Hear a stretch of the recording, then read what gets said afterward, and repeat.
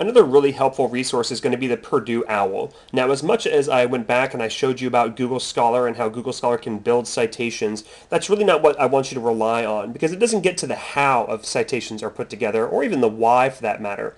So what you should look up is the Purdue OWL, which stands for the Purdue Online Writing Lab. Now, Purdue is a major university out in Indiana. I actually used to work for the university, and so I'm quite familiar with what they've got to offer. Now, if we just search for Purdue OWL on Google, you'll easily find Purdue OWL. It's a very, very popular website, and so I would be surprised if you didn't find it. Now, when you click on it, you're going to see a lot of different things here. Now, the Purdue Online Writing Lab is helpful for any number of things. You can look up cover letters, how to write a job cover letter. You can look up all sorts of exercises. There's tutoring sorts of things. Those are all fine and good. And so if you're ever curious about that, by all means, have some fun with that. They have a lot of grammar stuff that's helpful. But what we're going to focus on is the APA guide. So once you click on their APA style website, section of the website that is, you'll see that there are a number of resources available. If you look at the APA overview and workshop, what you're going to see is a number of bits of information here that will help you on building APA style.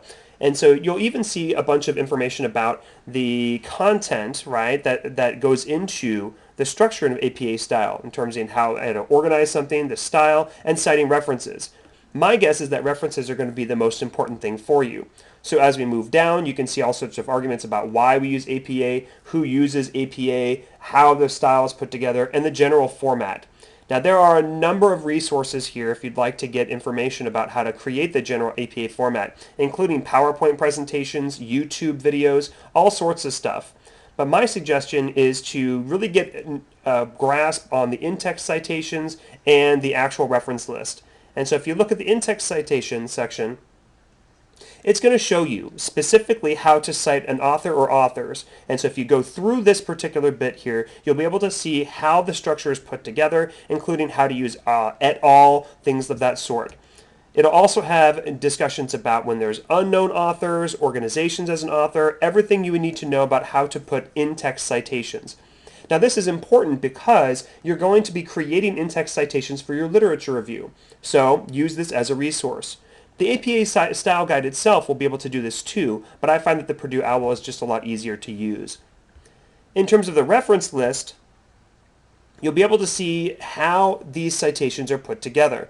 Now, if you look, you've got all sorts of different types of citations with single authors, two authors, a bunch of different authors, organizations as authors, all sorts of stuff.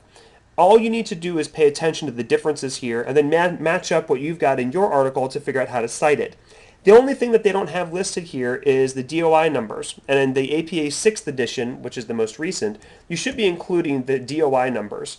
And so it's a new part of the edition, but the APA formatting here on the Purdue OWL it only goes so far. And so if you can add that in, I'll be very happy. Now, it is the sort of case that a lot of times the DOI numbers are more difficult to find or that they're not available for older articles. Do the best you can to include those in there as often as you can.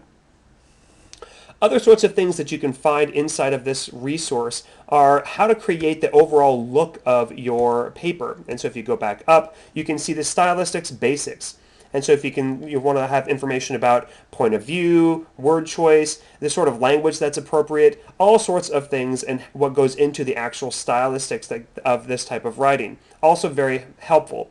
The other thing that you'll find are, under the general APA format, are the major sections of a paper, including the title page and the abstract, things of that sort.